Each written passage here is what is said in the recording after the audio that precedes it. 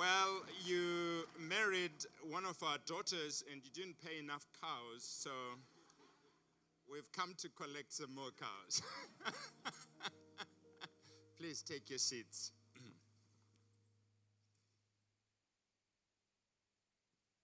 It's wonderful to be here. Like Pastor says, a short while ago, I met this man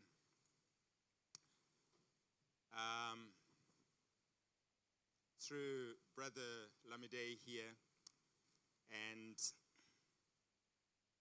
our hearts just connected. And I knew that we were going to be on this walk together. When they came to Nairobi, we'd invited him as our keynote speaker. And my brothers really were very apprehensive because he was going to be the main speaker. I'd never heard him speak. But by the end of the conference, he and Brother Richard had been so knit together with our hearts that it almost felt like we'd known each other for years. In fact, let me tell you a story. I've been getting to know this couple on the golf course. So, Brother Ty joins us, Pastor Ty joins us, and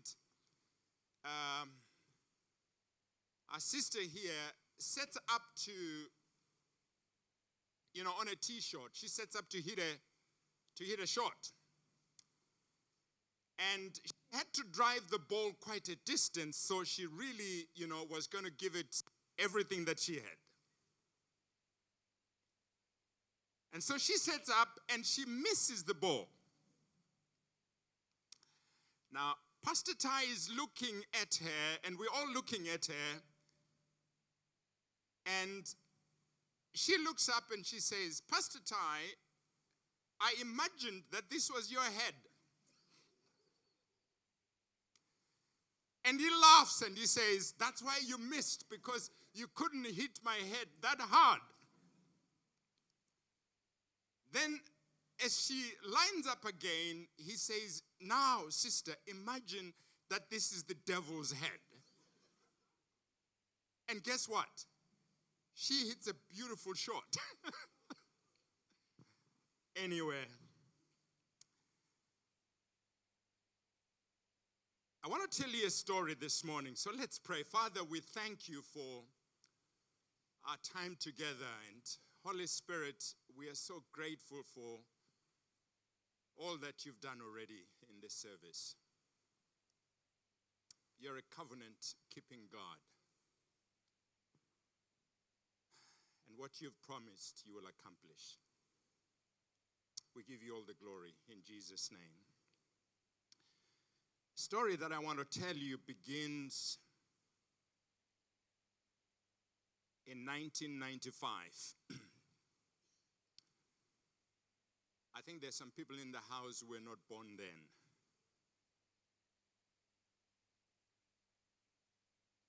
But I was in a lecture theater like this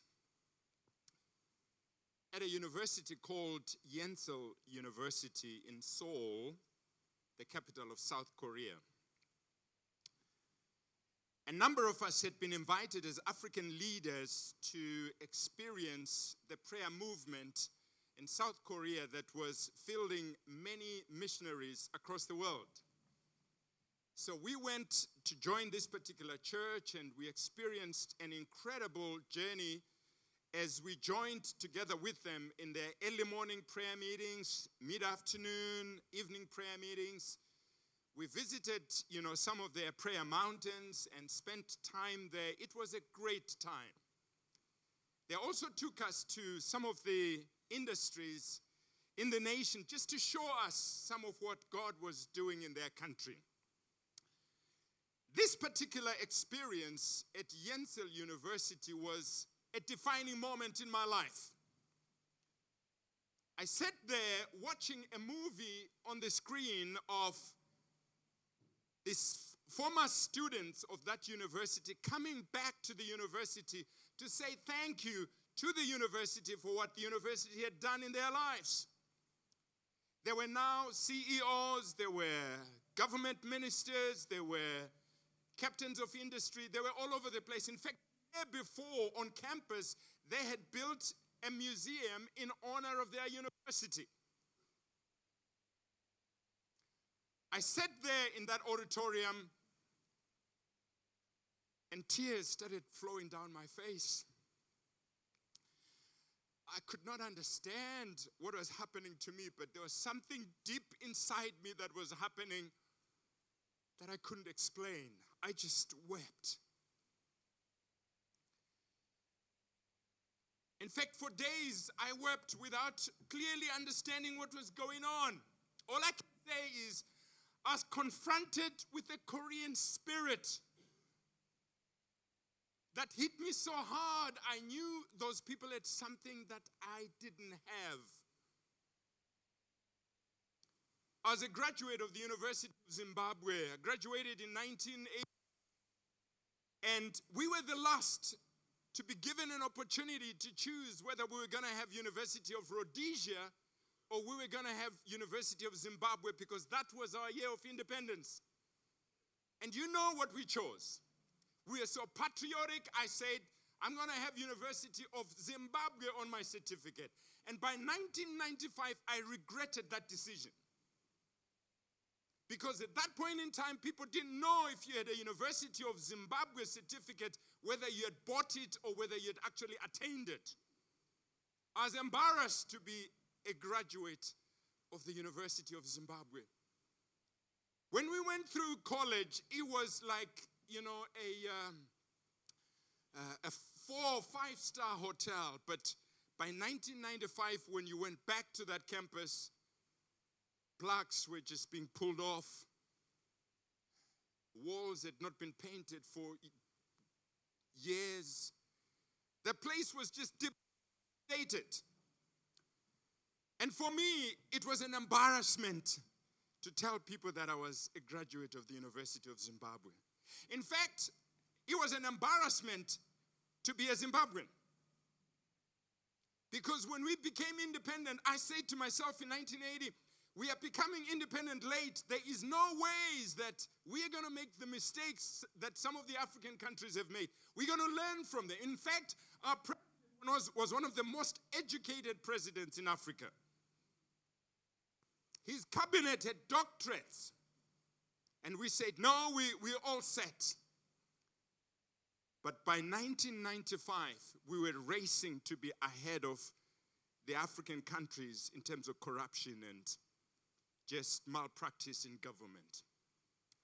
So I sat there and I was not only weeping the fact that I was a graduate, embarrassed to be a graduate of the University of Zimbabwe, but embarrassed to be a Zimbabwean, but also embarrassed to be an African. Because when we traveled around the world, not only did customs officials want to search the linings of our suitcases, but they wanted to search the inner linings of our tummies, because we were ingesting drugs and transporting them in that way. I was embarrassed to be a black man. And that's why I was weeping. And I was saying to God, God, what's wrong with us as Africans? Hello, can I talk to you as an African, to some Africans? You know that the African Union has designated the diaspora as the 6th region, right? And so I'm not out of place. I'm talking to the 6th region of Africa this morning. Is that okay? So I began to say to God, God, what is wrong with us as black people? Why is it that you give a car to an African and pretty soon chickens are laying eggs in it?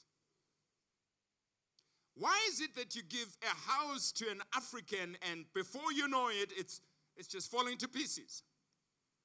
Why is it that we've made the mess that we've made of our countries today? So I began to say to the Lord, are we a cursed people?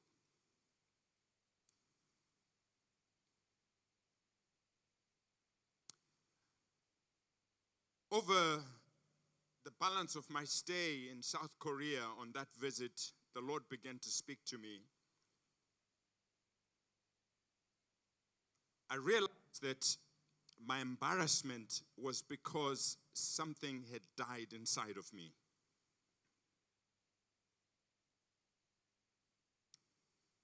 The African spirit within me had died. Many of us, many of our young people at the earliest opportunity want to get on a plane, want to get on a ship and get out of Africa. We have many of them dying on the Mediterranean Ocean Sea trying to get across because they think that life is better outside the continent. And so I began to say to the Lord, Lord, how do we resurrect the African spirit? The Lord gave me 7 very, very simple words. And I want to share these words with you this morning. I promise you, I'm going to make some of you angry. You're not going to like me at the end of the day. It's okay. The pastor and his wife love me. And they love us, so it really doesn't matter what you think. 7 simple words that can change your life if you really embrace them. I was saying to the Lord, what is it that is going to take? What is it going to take? Resurrect the African spirit. And so here are the 7 words. The first word was identity. I felt the Lord say to me that we needed to recover our identity as Africans. How many of you know that identity theft is a very, very serious crime? That when somebody steals your identity, you cease to exist. Because they take your place and you are no longer there.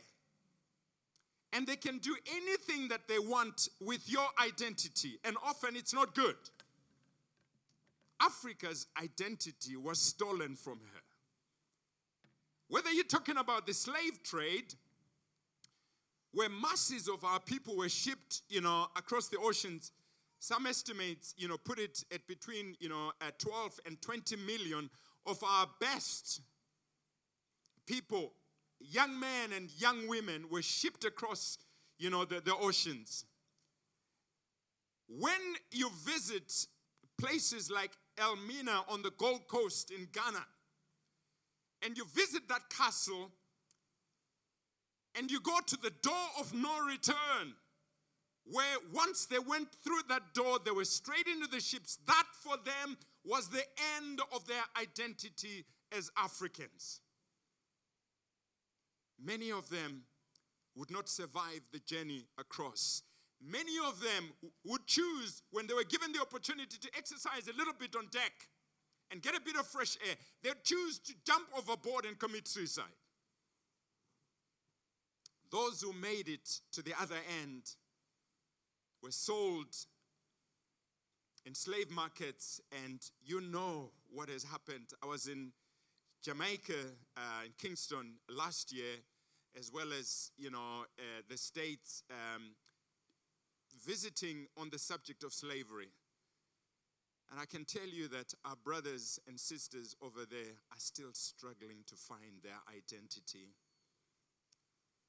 U.S. jails are filled with black males who are still struggling to find their identity. Let me tell you that part of the reason we have knife crime in this nation, black on black violence, has to do with the fact that we're still seeking our identity. So the Lord began to speak to me to say, we got to find our identity because it was stolen from us. Our history has not been written from our perspective. The books that we read about Africa and all that's taken place, even about the slave trade, have all been written from a Western perspective. colonialism stole identity because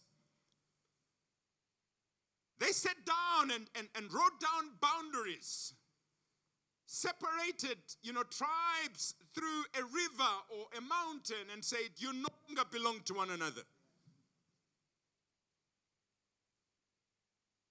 And so we lost our identity because of the slave trade and because of colonialism. Now we have neo-colonialism. They're busy plundering our wealth. And financing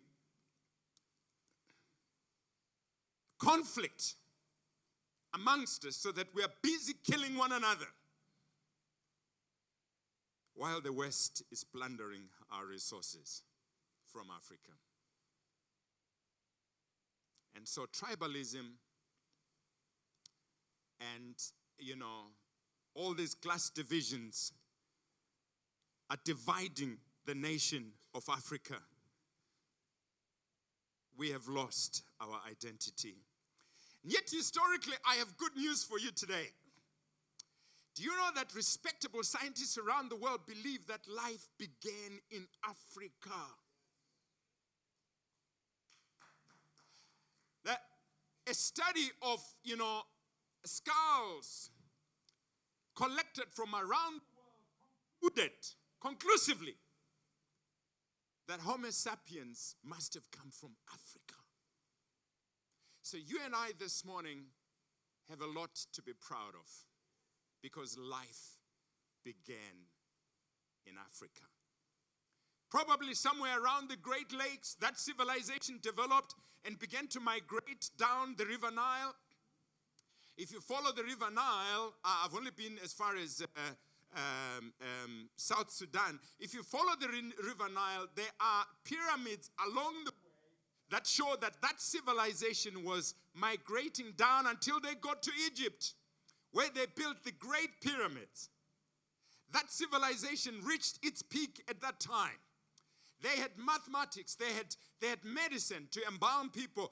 If you talk about geometry and mathematics, those pyramids are incredible. When you look at the stones and how they moved them, even up to today, nobody knows how they did it. But the people who built those pyramids were black like you and I.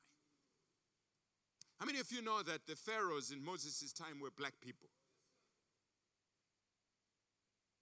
And so, when you look at that civilization at that time, it developed and was a massive civilization. They traveled around the world. If you go to China today, you'll meet black people. I'm not talking about black Chinese, but I'm talking about black people with kinky hair like yours and mine. Go to Australia, go to the West Indies, wherever you go, you will find black people who did not go there because of the slave trade. They even before the slave trade. We traveled the world. When Vasco da Gama says he discovered the Cape, the southern part of Africa, forget it. We'd been there long before that time. Did you know that Christopher Columbus had as his guide pilot when he discovered the Americas? He had a black man as a pilot who was guiding him. Who knows? Maybe.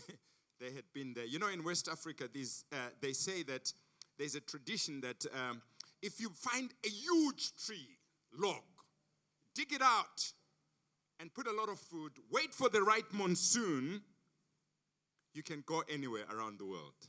So we traveled the world. We have something to be proud of. If you think about Africa theologically, we are not cursed. We are not cursed. Abraham was hungry at some point, and he came to Africa. Can I just prove my point? Joseph, when God needed to save the world of that time, he sent Joseph to Africa. The Queen of Sheba came to see Solomon. She was from Africa. Joseph and Mary ran to Africa when Herod wanted to kill baby Jesus. Did you know that probably Jesus, started walking and playing with African children? Hello? And do you know that he's probably talking to his father and saying, Father, remember my African friends who I used to play with.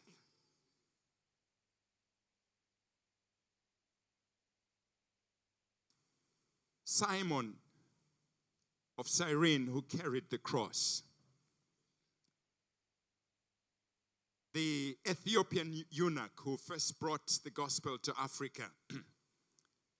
The council in Acts 13 that originally sent, Paul and Barnabas out had an African in there.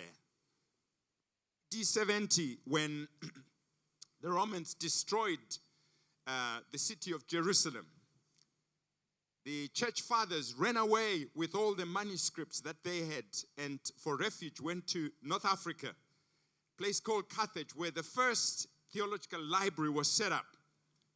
That's where you have guys like Alexander, Cyprian and others, the church fathers, the early church fathers, who were black, who stood against heresy at that time that followed, the life of Jesus in the early church. You and I have a lot to be proud of. Isaiah 19, when you read Isaiah 19, there's a promise there where God is putting Africa as one of three. He talks about Assyria, he talks about, Africa, and he talks about Israel. And he says when he restores Israel, he will restore Africa as well, together with Assyria. I don't read anywhere in the scriptures of Donald Trump and the United States. Nowhere in the scriptures do you read about, America. But Africa is all over the place. So I want you this morning to realize that you have a place in this book because we have a covenant with the author of this book. That's why there is so much about Africa. When you read about Egypt or Ethiopia or whatever, you are reading about Africa. And there is a place for us in this place. So we want to recover our identity. We want to recover our identity. All that I may have said, you may argue with, but I want to tell you this. The beginning point for us to recover our identity is when we ask two questions. The first question is, God, who are you? We need, as Africans, to ask this question, God, who are you? Because until we lay that foundation of who God is in our lives, we are going nowhere. You see, until you know who God is, you will not know who you are, which is the second question. Who am I? The third question is, what do you want me to do, God? When we learn who this God is, as he reveals himself to us, it's only then that we actually realize who we are and where we've come from, where we are and where we are going. Moses has that argument with God in Exodus chapter 3 and 4. It's only when he realizes God reveals himself to, Moses by his new name, Yahweh, that Moses builds up the confidence. Moses says, who am I? God says, don't worry, I am is going to be with you. Friends, as we live in this country, as we live in this part of the world, I want you to regain your identity. I don't want you to apologize for who you are. You're a child of God. You're on a mission from God. And God has sent you to this place for such a time as this. So you need to hold your head high and be bold because you know your God. The people of this land have forgotten who God is. That's why they've lost their moorings, their anchor, their foundations. Because when you take God from the center, what is there to hold on to? And so God is our center. And right now, at this point in time, I don't know whether you read the Anglican, there was an Anglican communique recently where they have come out very clearly against the LGBT movement. It's mostly been the African priests who stood up and said, we will not have this. Let me tell you that in order to save the nations, God has invested in Africa. Whether it was resources, at this point in time in terms of theology, the Africans are saying God created male and female. And marriage is male and female. And so you need to understand that we have a treasure. I believe when you look at history and the history of missions, the baton was, from here, it went to the Americas, to South America, around the world, to South Korea, as I was telling you about 1995. I want to tell you that it's come back to Africa. We are the last runners. And how many of you know that the last runners are the fastest? God has entrusted us with a great responsibility, and I want you to know your identity. We got to move on. We got to move on. Otherwise, we could spend the whole day, talking about identity. But we as Africans, we need to recover our identity. We need to be proud of who we are. Listen, I'm not going to have a fight with you, but some of us really don't like who we are. The way we dress, the way we do all that we do, shows that sometimes we don't like being African. We want to look different. Now, I'd like some lunch, so I'm not going to say more than that. The second word that the Lord gave me was principled leadership. First was identity, that we needed to recover our identity. The second word was principled leadership, that Africa needed to have principled leadership. Without principled leadership, we are not going anywhere. When you know your identity, you then begin to know your value system. Without a value system, we are not able to hold anything together. There need to be some principles by which we lead, whether we're talking about the family, whether we're talking about, just your own personal life, or whether we talk about church, or whether we talk about business, or whether we're talking about political leadership in any nation, it is imperative that we lead from principle. And without principle, we are not going to get anywhere. When you look at Africa today, there are no principled leadership. There's no principled leadership in place. In many instances, we are promised one thing during electioneering and campaigning, and even before the celebrations are over, our leaders have forgotten all about the promises that they made. In Africa, you can steal, and it can be proven that you have stolen, and you will remain in power. Not so in places like America, they impeach you. Not so in places like, over here in the West, where they will go into your life from the time you were young, going through college, and they will put on the screen everything that you did. And will say, because of your principles, we feel that you are not fit for office to lead us. There are many who wanted to be in leadership, and when they flashed the card and talked about their moral, failures, everybody said, drop out of this election. Not so in Africa. Not so in the church. Not so in the family. Sometimes in the family, the children don't know what mom and dad stand for. Some of you here work for companies where you spend a lot of time talking about vision and mission statement and all that. I want to ask you this question. When you work to any company, you'll find this clearly spelled out. This is our vision. This is our mission statement. But let me ask you this question. When I walk into your family, if I was to spend a week with you, would I know what your vision is? When you got married to your wife, did you tell her what your vision was?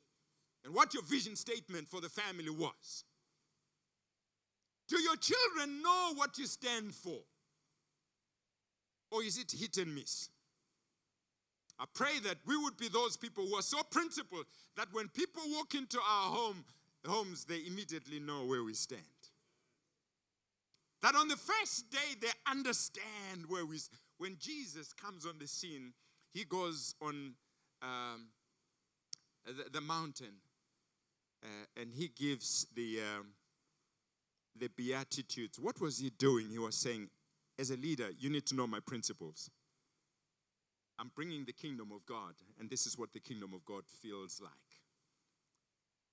You look at guys like Daniel.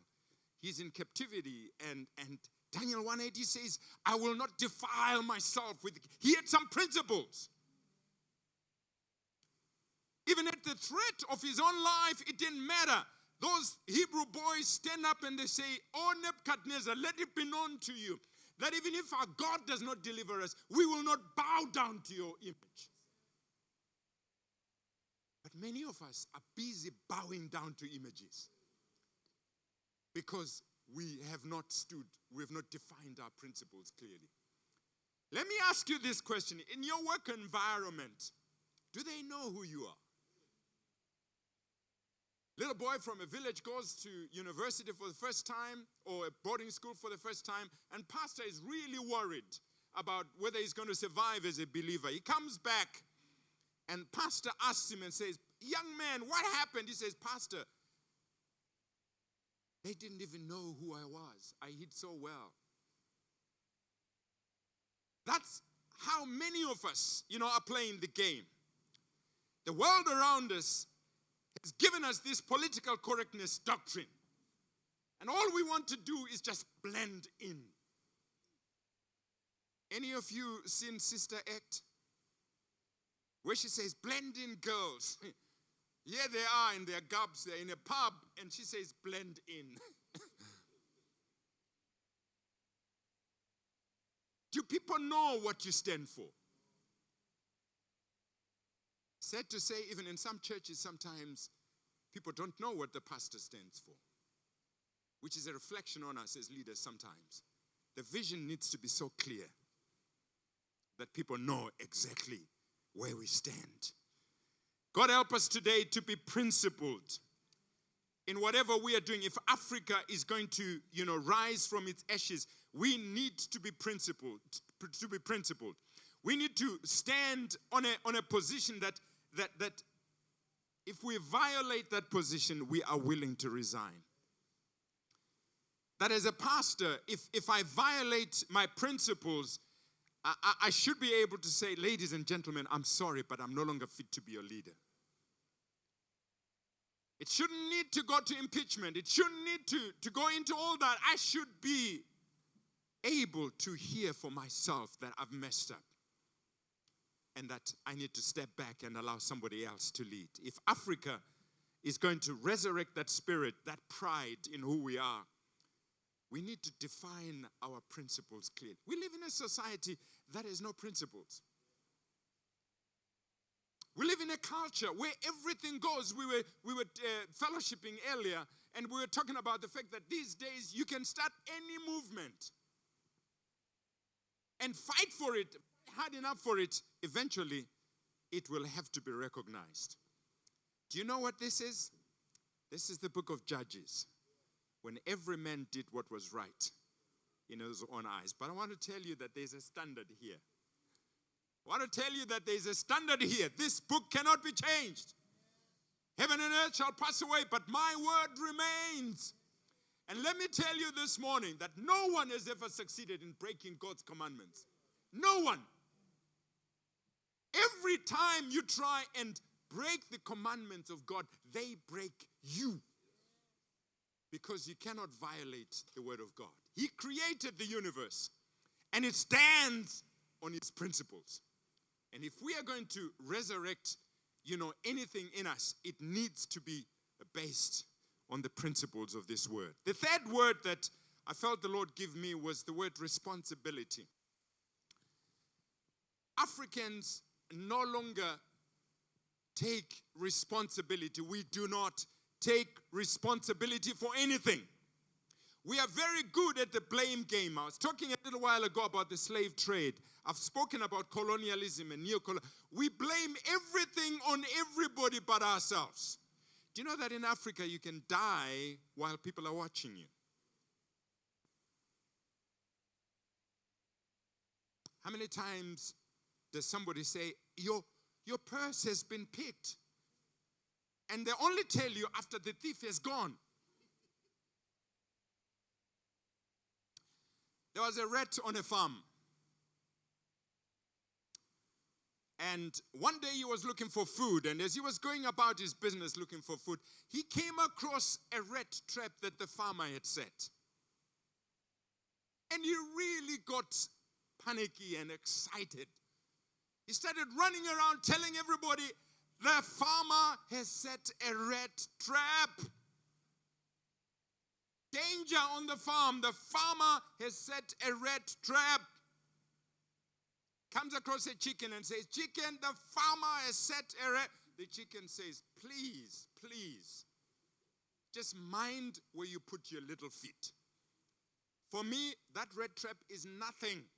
So please don't disturb me. Go away. Disappointed, he walks away. He comes across a pig and he says, pig, the farmer has set a rat trap. Oh, please, come on. You know what I would do with my, hoof on that thing. Just go away. Mind where you put your little feet. Comes across a cow. Cow, the farmer has set a rat trap. Oh, go away. Disappointed, he just walks away. A few days later, the farmer's wife is passing by where the rat trap was. A snake had caught its tail on the rat trap and he was angry. So he bit the farmer's wife. Now the farmer's wife is sick and there's no medicine on the farm. And somebody says chicken soup is good when you are not well. So what happened to the chicken? She didn't get better, and relatives and family kept coming, and there wasn't enough food. And what happened to the pig? She died. And at a funeral, what happened to the cow? And the rat is sitting there and just nodding his head and saying, shame, these guys, I told them, but they wouldn't listen. That's the story of black people sometimes. It's not my responsibility. In fact, one time I had an argument with God. I said, God, have you noticed in our villages that, we have the paths, the roads that we walk on, what are they like? Are they highways straight? What are they like? I had an argument with God. I said, God, tell me, why didn't you give the African a scientific mind to realize that the shortest distance between 2 points is a straight line? Do you know what I discovered?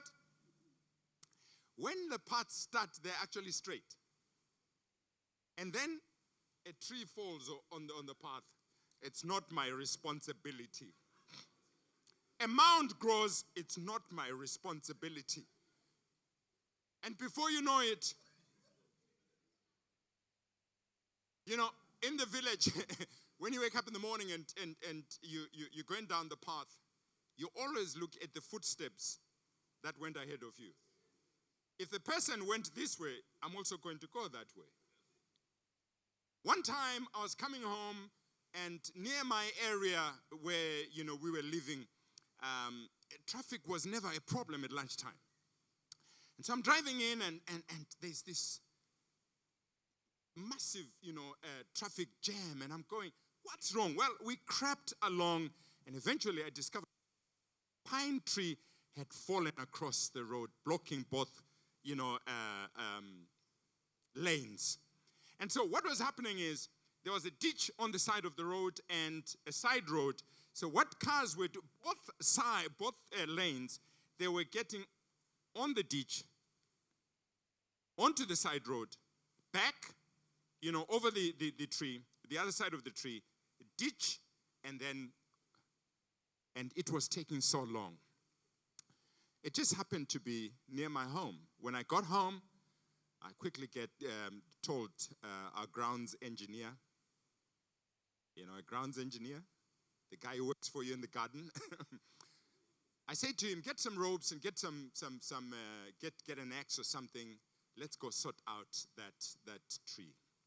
So we immediately did that, and I was driving a small car. I didn't have a big car. I was driving a small car, and we hitched the tree, tried to pull it with my small car, and the thing just wouldn't move.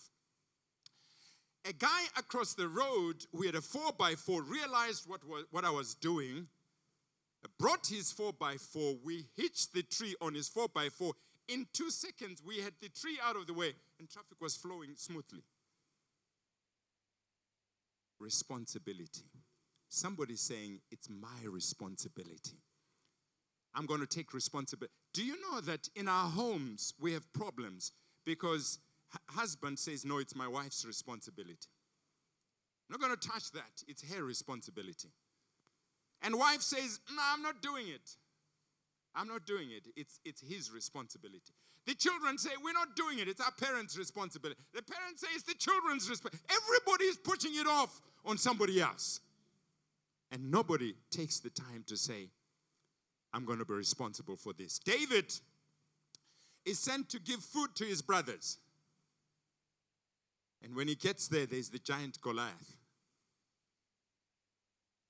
And everybody is scared silly of this giant. Nobody will do anything. They run when the giant, roars. But David says, who is this uncircumcised Philistine who is defying the armies of the Lord? When he starts speaking, his brothers say, come on, man, go back to those few sheep.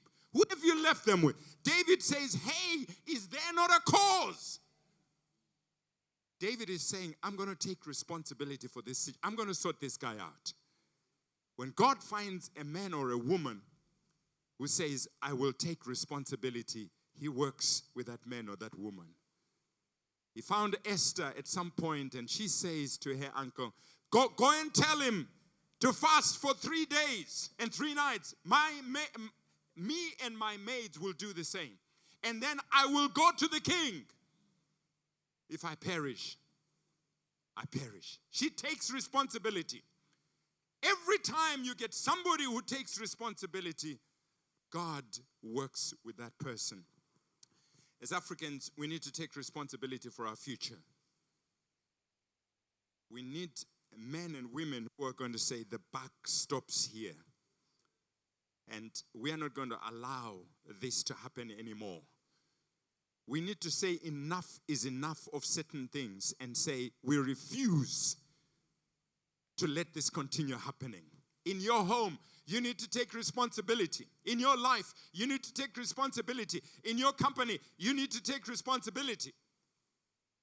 I was walking down the street, in Basingstoke, several years ago with a guy who's pastored me for many years. And as we were walking down the street had been, it was a pedestrian street and had been closed to, traffic, but just, pedestrians only. We were confronted by a piece of paper that the wind was blowing. This is many years ago, and he did something that has never left my mind. He stooped down, he picked up the piece of paper. We walked to his office, I watched him. And when he got to his office, he lodged the piece of paper in the waste bin. Without saying a word, what he was telling me was, Ngwiza, the cleanliness of my street is my responsibility. If all of us swept in front of our houses, our streets would be clean. In the nation where I come from, when the bus leaves the bus terminus, you dare not drive behind it. Because somehow for the African, when you hear the sound of the engine, it's time to eat, particularly when we're traveling. And windows open and missiles start flying out of the windows.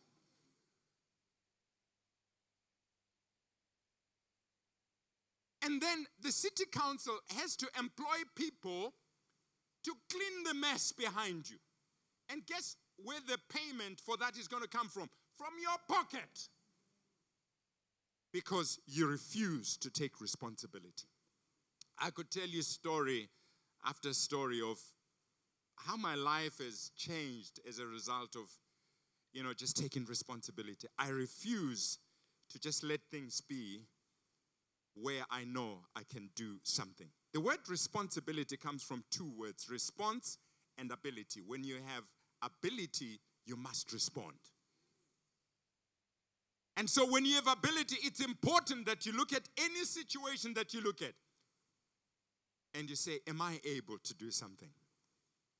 Instead of putting the blame on somebody else. Have you noticed when you are driving down the road and you come across an accident? I've actually seen this on many occasions. What is the first question that people ask when they come to an accident scene? What happened? What happened? You want to find who was wrong so that you know who to blame. The first question should be, is there anybody who needs my help? Can I help somebody? Let's clear the site. Let's secure the site. Many accidents or following accidents have occurred because you're driving down your side of the road. An accident has happened on the other side. Because we are so curious, we slow down to see what has happened on the other side. And bang, somebody, comes. Because we do not want to take responsibility. When you are on your lane and there's an accident on the other side, there's nothing you can do about it. Drive on.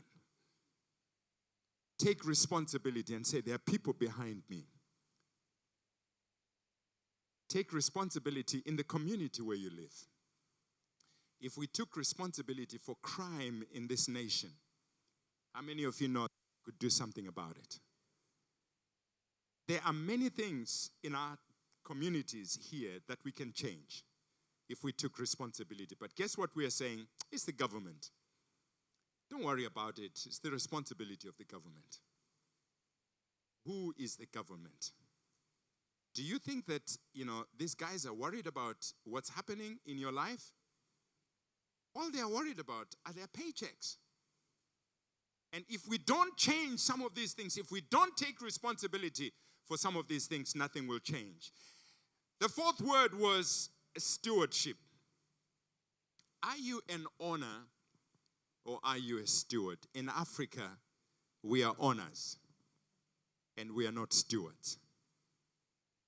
When I get into power, I want to make sure that state assets become private assets. The army, which is supposed to protect the people, is now there to protect the president. The police, everybody, every state, arm is there to serve one man. He is no longer a steward of the resources. No. He is now the owner of those resources. And he can do whatever he likes.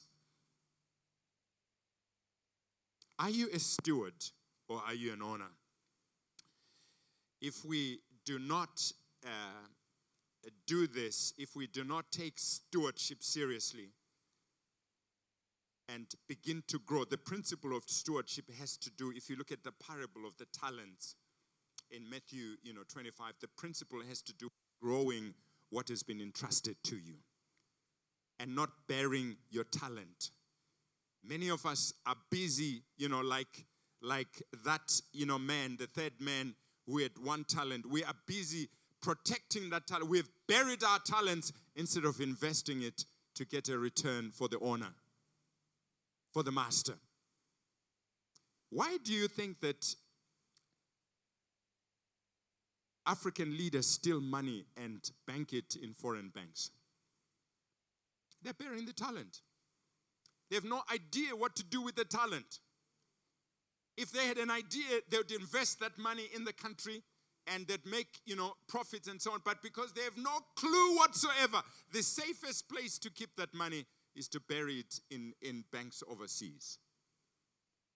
Are you a steward or are you an owner? So I ask you, gentlemen, the men in this house, how are you doing stewardship of your families? Your children? How are you handling that stewardship? How are you handling your marriages, your wives? There's a lot of wives that have a lot of pain that is unspoken because of bad stewardship. Somehow, the idea of stewardship, doesn't just quite ring the way it's supposed to ring in our hearts and in our minds. What do we do when we get together as men? What do we talk about when we get together as men? Football? I tell you, guys over here, when they get together, they are thinking about how to make a profit from us. Let me ask you this question. We were singing Happy Birthday here. What do you do for your kids on their birthdays? You buy them expensive gadgets, toys, sometimes for hundreds of pounds. And these little brats, within a day or two, have destroyed the thing completely. What would happen if you took those hundreds of pounds and from birthday number 1, first year, you bought them shares? What would happen along the line if you were buying shares instead of buying some expensive gadget or some expensive you were buying shares for your children? By the time they finish university, they would be in a much, much better place. Because they understand the principle of stewardship. Are we teaching our kids that they can own part of the companies around the world today? Are we teaching our kids that they can actually have a share in Coca-Cola? Own a bit of Coca-Cola, own a bit of Apple. Are we teaching them that? How are you training your children? How are you your stewardship of those? How are you developing them? What are you putting in their minds? How are you preparing them for the future? Spent some time with a pastor and says to me, I'm working with my son in the office here because we're developing some things. We're working on some things for his future. What do our kids do during holiday time? They get bored and they don't know what to do. What would happen if we put investment seminars and we begin to teach them about, how money... Many of us don't know how money works. We don't know how to make money. For some of us, we started late. What would have happened if there was stewardship from our parents right from day one and we were taught about money? How to handle money, financial intelligence. What would happen if that had happened right from day one? We would have kids, we would have been smart, financially smart and able to make decisions. So that when you start working, instead of buying a BMW, you save. Instead of buying designer clothes to impress people who aren't even bothered, you'd have put that money away in some investment somewhere. Until Africans understand the principle of stewardship, we're not talking about just people in Africa, we're talking about you. Until we understand the principle of stewardship, that you grow what you've been given, the talents that you've given, that you are responsible to grow those talents, we will not make a difference. If we're going to resurrect that African spirit, it is important that we understand, stewardship. Stewardship has another letter that goes with it, and it's the word accountability. Stewards are accountable because they understand that one day they're going to stand before somebody and they're going to give an account of their stewardship. We live our lives in a manner that does not demonstrate that we are accountable. Where I come from, a husband says, you don't ask, he says to his wife, you don't ask me where I'm going. I'll come when I come. There's no accountability. You cannot be a good husband if you're not accountable to your wife. In our house, you don't get out of the house and drive somewhere without telling the other where you're going. Accountability. We are accountable not only to our spouses, but we are accountable to our children. How do we expect them to be accountable to us when we are not accountable to them? As pastors, we are accountable to you. There are congregations, churches where the pastor is not accountable. And so, it's no surprise in government when government ministers refuse to be accountable. Do you know why? This chieftainship mentality, the chief is never asked.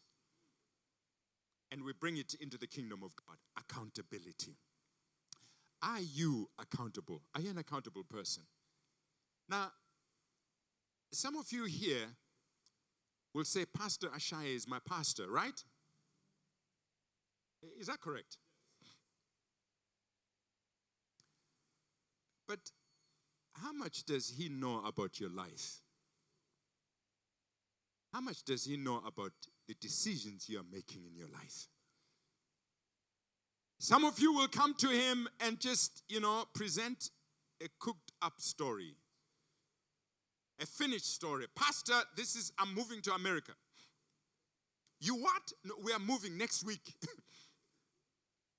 and you call him your pastor when he has no say whatsoever in your decision-making process. Are you accountable to the leadership of this church? Are you accountable concerning your finances? Is there somebody who sits down with you and says, let's talk about your finances? Are you accountable for your stewardship over your wife and your children? Hello? Shall we leave that one on the side? Accountability. If Africa is going to get, we as people need to be accountable concerning our time, our talents, and our treasures. In Luke chapter 16, you read about the three faithfuls. You've been faithful over little things, you'll be made faithful over bigger things. You've been faithful over money, you'll be made faithful over spiritual things. You've been faithful over what belongs to another, you will be made faithful over what belongs to you. How accountable are we in our lives? I need to move on. The sixth word was creativity. Somehow we live in this notion that the solution to our problems is going to come from someone with a briefcase who comes from the West, who's been to Harvard or something like that. And sometimes we believe that the solution to our problem is going to come from the pastor, the prophet, the man of God. He has the answer.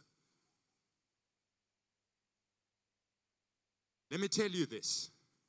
God expects us to be creative because we are made in the image of God.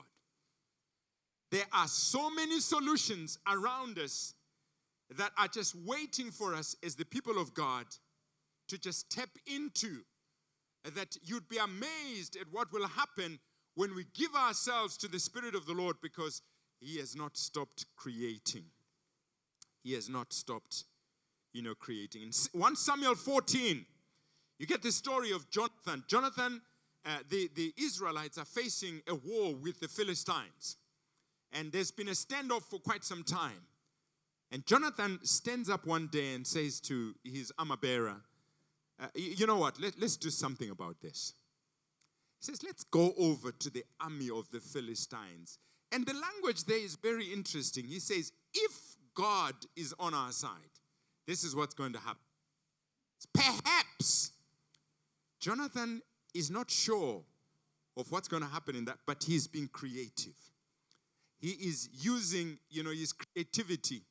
And so they show up they show themselves up to the army of the Philistines, and it happens just like, he said.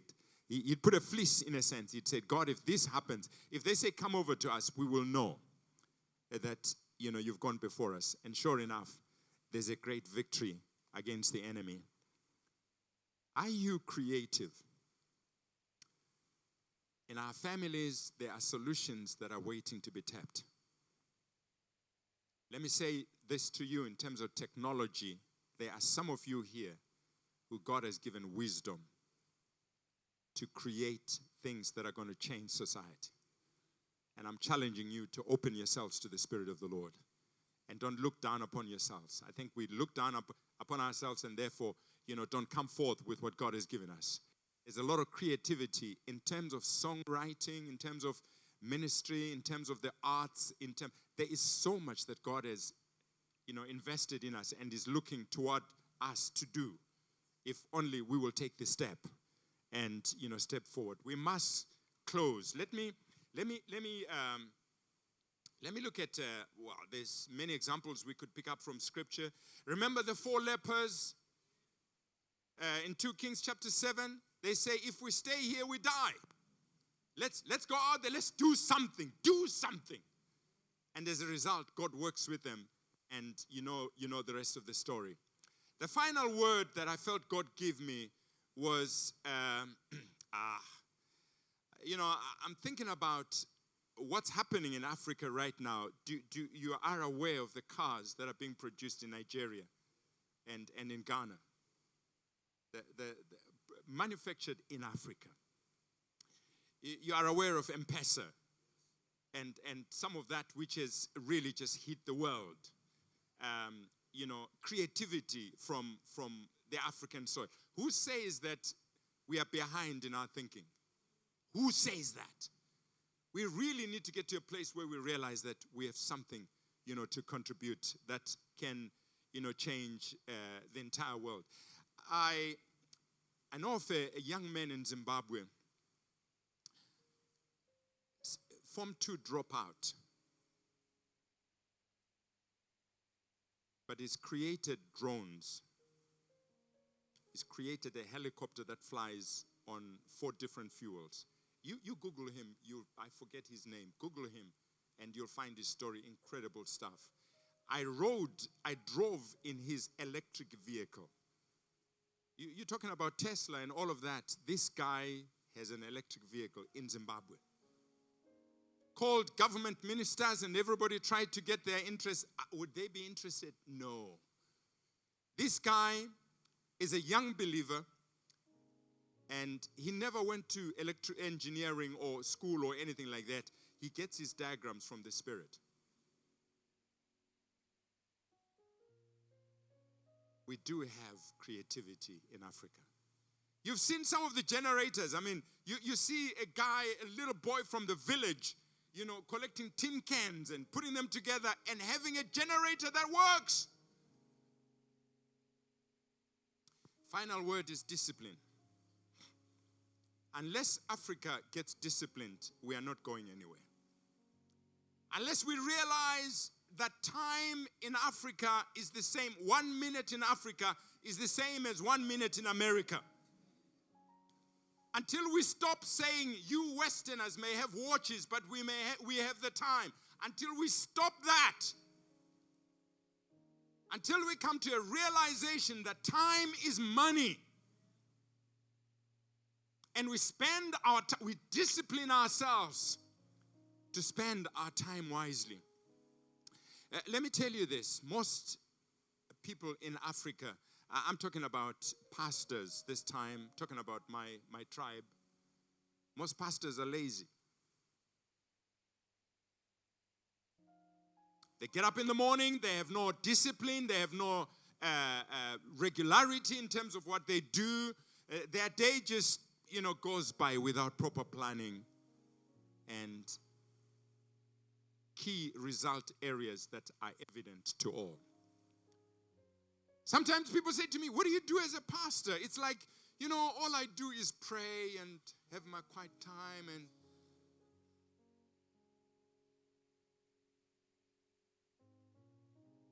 I pray in the early hours so that when it's time to start the day, I can go to work like anybody else. So don't say I have more time to pray. No, I don't. You have to carve the time out. We have to be disciplined. We have a lot of cell phone farmers in Africa who just farm through the phone. How are things over there?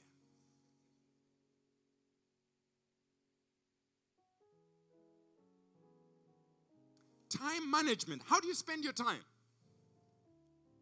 Do you ever take an audit? Have you ever taken an audit to see how your day is spent? How much time you spend on what? You'll be amazed at the amount of time we waste. On the phone, about, your screen time. Many of us here are averaging 6 or 7 hours of screen time. Hello? And are you being productive with that screen time? Discipline. Unless we get to a place where, as Africans, we become disciplined. I'm telling you, we're not going to change the continent. We're not going to change our lives. We'll continue just the way we are. Until we come to that place where we understand the principle of delayed gratification. An African makes a little bit of money, and the first thing you do is go and buy a Mercedes so that everybody knows I got money. Move a house so that, I live in a big house. In Zimbabwe right now, you'd be amazed. I mean, Zimbabwe is one of the basket cases in terms of, the economy. But some of the ministers, some of the people, their houses they are building. You get a guy building a house with 32 bedrooms and suite. He's got 2 children.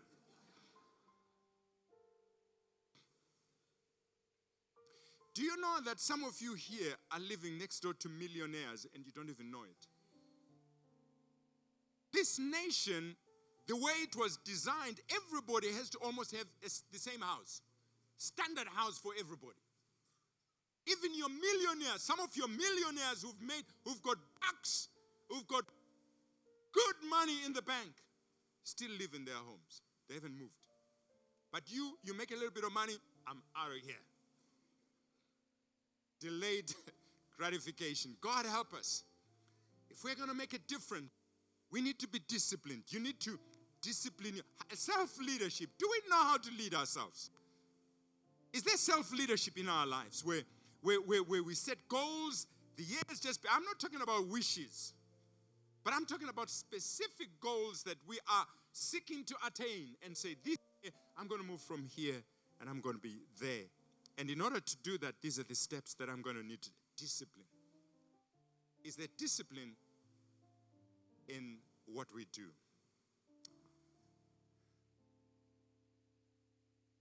My prayer is that some of these thoughts will add onto, I know from my fellowship with your pastor that we're talking the same language. And my prayer is that some of these thoughts will just water maybe some of what he's been saying. Let's resurrect the African spirit.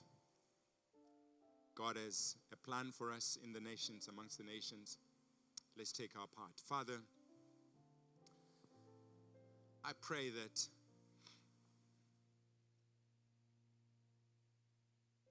the burden that the father of this house carries will be translated into the action by his sons. Spirit of the living God, I pray that you'll continue to add arrows to our quivers, that we may have an arrow for each situation that we face. I pray for the men and the women of this house, that your blessing will rest upon them. I pray, Father, that they will be different. Lord, we do not want to be characterized by the way that Africans have been characterized. We want our identity in God. We want to be different. Sons of Issachar understood the times and what Israel ought to do. I pray from this house that there will be sons of Issachar this Issachar generation that understands the times and knows what to do. So, Father, we release your blessing amongst your children. Pray that some of these seeds will germinate and that they will bring fruit to the glory of your name. This we ask in Jesus' name.